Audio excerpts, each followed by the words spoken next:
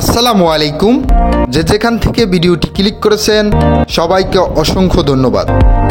আজকের ভিডিওতে আমরা আলোচনা করব রাশিয়া সম্পর্কে, রাশিয়ার কাজের ভিসা সম্পর্কে এবং ট্যুরিস্ট ভিসা সম্পর্কে এবং রাশিয়ার ফ্যামিলি ভিসা সম্পর্কে। রাশিয়া সম্পর্কে পুরো বিস্তারিত আলোচনা করব, রাশিয়ার ভিসা সম্পর্কে বিস্তারিত আলোচনা করব। অবশ্যই ধৈর্য সহকারে পুরো ভিডিওটি দেখবেন এবং আমাদের চ্যানেলে নতুন দর্শক হয়ে থাকলে চ্যানেলটি অবশ্যই সাবস্ক্রাইব করবেন, পাশে থাকা বেল আইকন ক্লিক করে রাখবেন পরবর্তী ভিডিও পেতে। একটা লাইক করে আমাদের উৎসাহিত করবেন, কমেন্ট বক্সে জানাবেন রাশিয়া সম্পর্কে বা প্রবাস সম্পর্কে আপনি কি জানতে চান ইউরোপ বিডি প্রবাসের পক্ষে। তো বেশি কথা না বাড়িয়ে মূল ভিডিও শুরু করা যাক। রাশিয়া একটি বৃহত্তম এবং বড় দেশ। এদেশের অর্থনৈতিক চাকা বিশ্বের সকলদের চেয়ে অনেকটা উন্নত। রাশিয়াতে বাংলাদেশ থেকে কাজের লোক নিচ্ছে বর্তমানে। রাশিয়ার অ্যাম্বাসি ঢাকাতে রয়েছে। তো আমাদের বাংলাদেশের অনেকেই রাশিয়াতে গিয়েছে, অনেকে পাসপোর্ট জমা দিতেছে রাশিয়াতে যাওয়ার জন্য, অনেকে দেওয়ার আগ্রহ রয়েছে।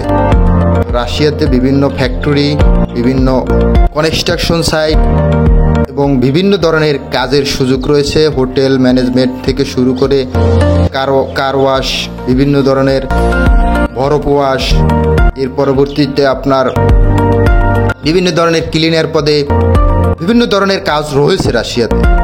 তো আমাদের দেশ থেকে অনেকেই রাশিয়াতে যেতে বর্তমানে আগ্রহ যারা রয়েছেন, রাশিয়াতে আপনারা যেতে পারেন। 3 মাসের মতো পারমিট বের হতে সময় লাগে।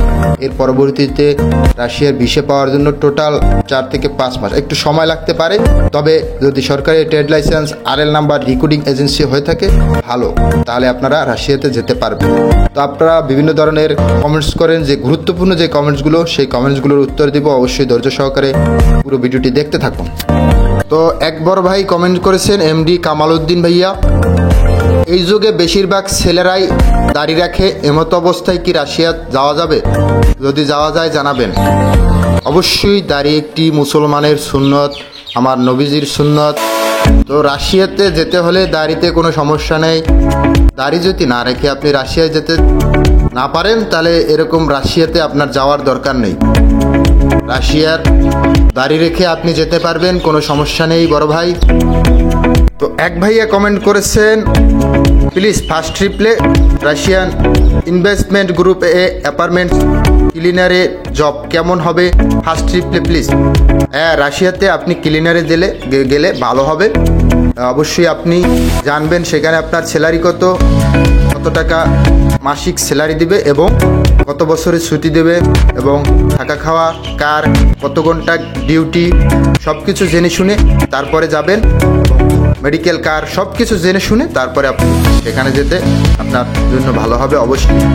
তো এক বড় ভাই কমেন্ট করেছেন, ফল প্যাকেট করা এইটা কয় ঘন্টায় ডিউটি আর বেতন কত আর পরিশ্রম কেমন? ফল প্যাকেট করা এইটাই ঘন্টা হিসেবে যদি আপনি ডিউটি করেন, যার মাধ্যমে যাবেন তার থেকে জিজ্ঞেস করবেন কত ঘন্টা ডিউটি, এটাও তার থেকে জিজ্ঞেস করবেন। এবং পরিশ্রম মোটামুটি ভিতরে কাজ, বেশি একটা পরিশ্রম নেই। আর পরিশ্রম ছাড়া আজকাল কোনো টাকা ইনকাম করতে পারবেন না। যদিও বিদেশের বাড়ি একটু পরিশ্রম করতে হবে, এটা জেনে শুনি বিদেশে পাড়ি দিবেন, কারণ সেখানে আপনাকে কাজের জন্য নিচ্ছে। আস্তে আস্তে আপনি এটা শান্তিও পাবেন, জেনে শুনে পরবর্তীতে আপনি ভালো একটা জায়গায় ঢুকতে পারবেন। অবশ্যই পরিশ্রম থাকতে হবে। তো আপনি যার কাছ থেকে যাবেন অবশ্যই জেনে শুনে যাবেন যে পরিশ্রম কেমন হবে। গেলে ভালো হবে। ফল প্যাকেজিংয়ের কাজ রাশিয়াতে রয়েছে, ভালো হবে। তো একবার ভাইয়ে কমেন্ট করেছেন, এখন কি ভিসা খোলা আছে নাকি 2025-এ খোলা হবে? যারা বিগত দিনে রাশিয়াতে পাসপোর্ট জমা দিয়েছেন তাদের জন্য সমস্যা নেই।